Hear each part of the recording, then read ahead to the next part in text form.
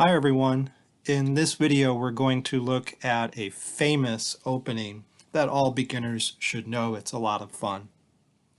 So white begins with e4, which places a pawn in the center, opens up diagonals for the bishop and the queen, and black responds in kind.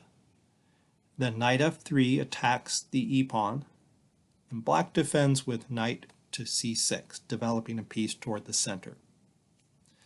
Now white plays bishop to c4, and this is known as the Italian game, and that's a well-placed bishop. It's headed right at that f7 square, right through that central d5 square. Okay, and black has a choice here. He can play bishop to c5, and that's known as the gioco piano. Or another common move here is knight to f6. And that's what we're going to look at, and this is called the two knights defense. Now white can play very aggressively here by making the move knight to g5, attacking that f7 square for a second time. And black needs to defend that point, the f7 point. There doesn't seem to be a good way to defend it. The only way to do it is to block the bishop with d5. There is another alternative though, and we might look at it in a different video. There's a counterattack called the Traxler counterattack, bishop to c5 pointed at white's weak corresponding f2 square. But that's another video. So we're going to look at d5, which blocks this bishop's access to f7. All right, well, white can take that pawn. He can play e takes d5. And now black has a decision to make. If you've never faced this before as the black player, then a reasonable move that would come to mind is recovering your pawn with knight takes d5, since you have two pieces attacking that pawn and there's only one defender. So it looks like black can recover the pawn here and restore the material equality. And that knight is now doing the function that the pawn had. It's blocking this bishop's access to f7. However, most people would tell you not to play this move.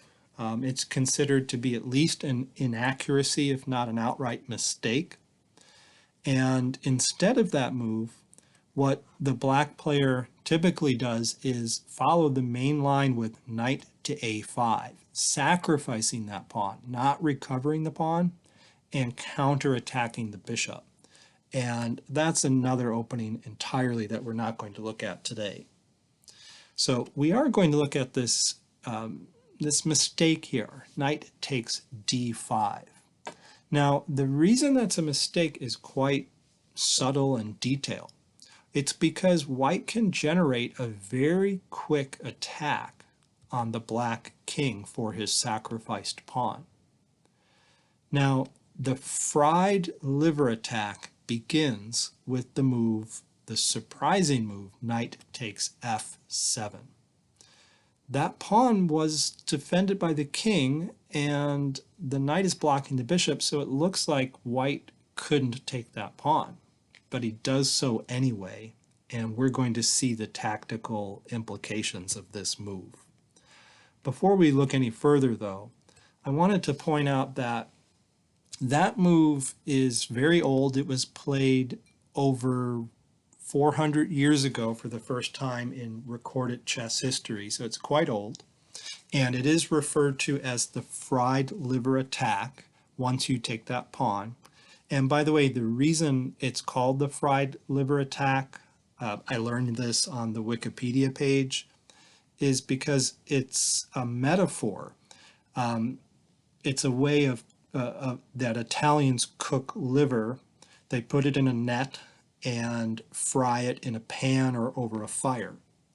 And so it's a metaphor.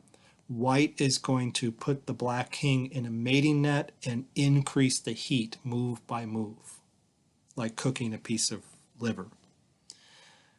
All right, so that explains the name. Also, I wanted to mention that this is this is an old way of playing here. If a grandmaster faced this position, which he probably almost never would because grandmasters don't play knight takes d5 here, then he would probably play d4 instead of knight takes f7. Knight takes f7 still might come later, though. d4 is called the lolly attack, and it's a modern, improved version of this line of play. But we're not going to look at that in this video. We're going to look at the fried liver attack. Knight takes f7. Okay, so what's the point of this move? Well, white is forking the queen and the rook. So black has no choice here. He must take the knight. If he doesn't take the knight, he has to move the queen somewhere to safety, and then white can get the rook. And white has a pawn and a rook for nothing, and he's going to be safe. So black has no choice. He has to take the knight. Well, white planned this follow-up, queen to f3 check, and that forks the king and the knight on d5 has two attackers now.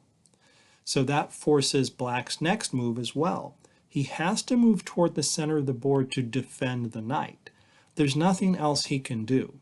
For example, a common beginner's mistake here is to try to hide back on the g8 square. Well, that just gives white an immediate checkmate. White can play either queen takes d5 or bishop takes d5. It doesn't really matter which. And then that forces either a recapture here or a block there. But if black blocks, then taking the bishop is mate. And if black captures, then white gets the queen with check, forcing this block anyway, and that's a mate. So you can't move your king back to g8, and you really don't want to move it anywhere else like here, because white's simply going to win their piece back, and now white is up a pawn and has a very big attack on the black king, including a check threat right here on f7. So there's no better move than to come up toward the center of the board. And so what white has done is he has invested his knight in order to draw the king forward toward the center of the board and attack it. Okay, now notice this knight on d5 is pinned. And so white increases the pressure now with knight to c3. So there are three attackers on the knight, the queen, the knight, and the bishop. And there are only two defenders, the knight or the king rather, and the queen. So black needs another defender. Otherwise, white is going to win his piece back and be up a pawn, and the black king will still be stuck in the center, and white will still be attacking it and probably checkmating soon. So black needs to defend this. Well, the only piece that can defend it is this knight, and there are two moves you can make to defend it. A move that a lot of beginners make here is the move knight to e7, which is the worst of the two ways to defend it. That's not a good move because it's very passive, retreating the knight, and it blocks the diagonals here. The bishop cannot get out and the queen cannot get out. In a lot of lines, this queen would like to come to f6 to challenge our queen on f3 and hope to trade queens to quell the attack. And this knight just blocks things in. White can open the position now with d4, threatening to take on e5 and continue attacking. The bishop now has a line into the game. It can come to g5 and pin this knight and maybe even remove the knight, which is defending the d5 square. White can then castle on either side of the board. He can castle long if he moves this bishop, and then his rook will be well placed down the d file. And so black is just not doing so well after that move knight to e7. Instead, you should move your knight forward to b4 to defend. Okay, so now black does have three defenders. It's more aggressive. It keeps the diagonals open here. And that knight is now threatening the c2 square. Now I'll mention briefly one other move in this position, besides defending the knight on d5 with one of these two knight moves. Another move that's quite old that people used to play is knight to d4. It's a counterattack. It does nothing to defend the pinned knight on d5, but it does attack the queen and the c2 square. If you see that move as white here, the antidote to it is to take the knight with your bishop and call check, and then the king will have to move, probably to d6, and now you can move your queen to safety. And the best place to put it is actually on g3, okay, which is right in line with the king pinning the pawn, and you're ignoring the threat on the c2 square. For example, if black goes after your rook by forking on c2, then just play king d1, and if he takes the rook, you can play d4 to attack that pinned pawn and open the position wide open again.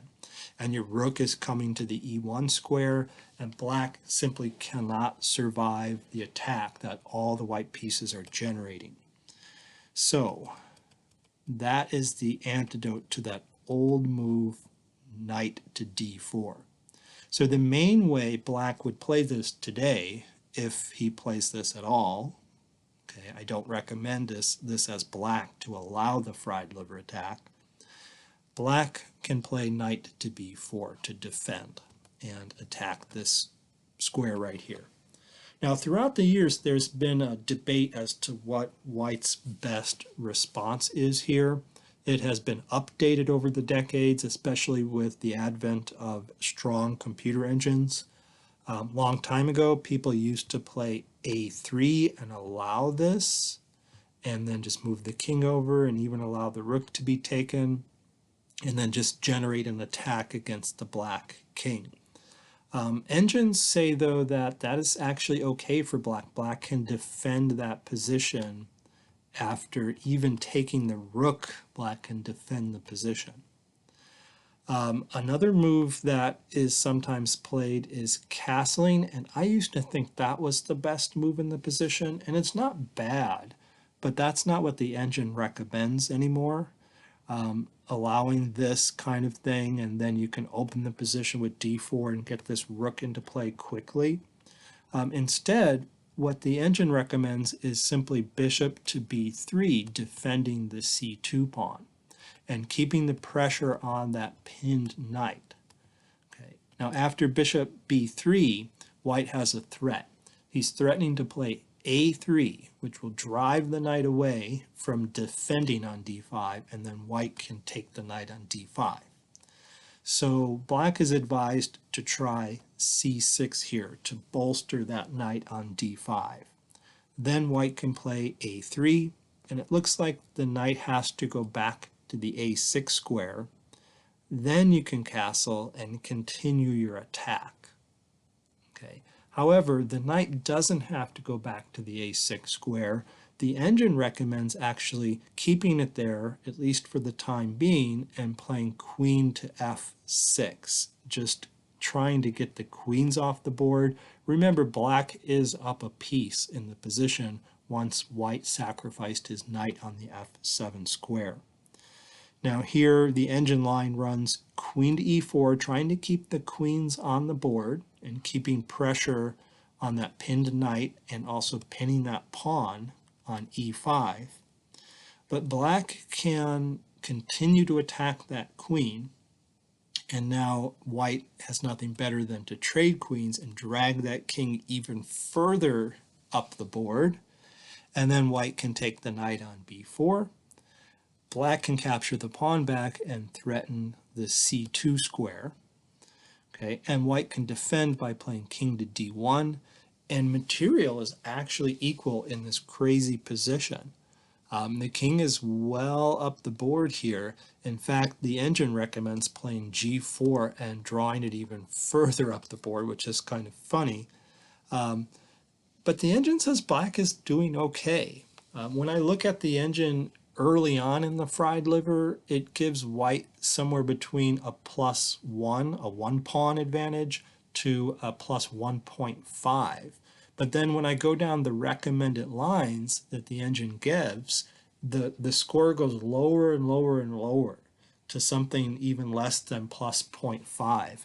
It seems to be barely playable as black. There's been a ton of research on this opening, though.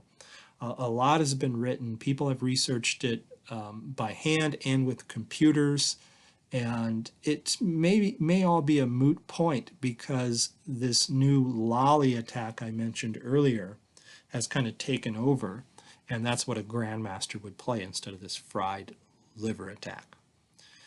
Okay, so that is my introduction to this opening. It's fascinating, a lot of tactics. It's dangerous. I don't recommend playing it for black, even if the engine says you can, because you're just defending from the first move. You have really no task except to defend the position, and it's very hard to do so, and you could easily go wrong. And one more thing I'll say is a lot of beginners actually misname the opening.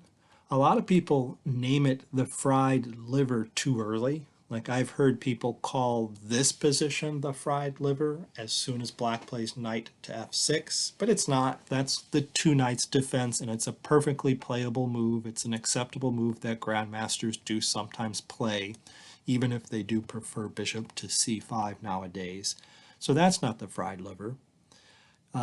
Knight to g5 is sometimes referred to as the fried liver attack, but that's not the fried liver either, and black is doing fine in this position. Black should play d5, white should capture the pawn, and now if black captures the pawn back with his knight, that allows white to play the fried liver if he chooses. Knight takes f7. That begins the fried liver attack. Now, black probably shouldn't allow that, so instead the main line is to play knight to a5 and give up a pawn and try to get better development than white. All right, thanks for watching this introductory video on the fried liver attack.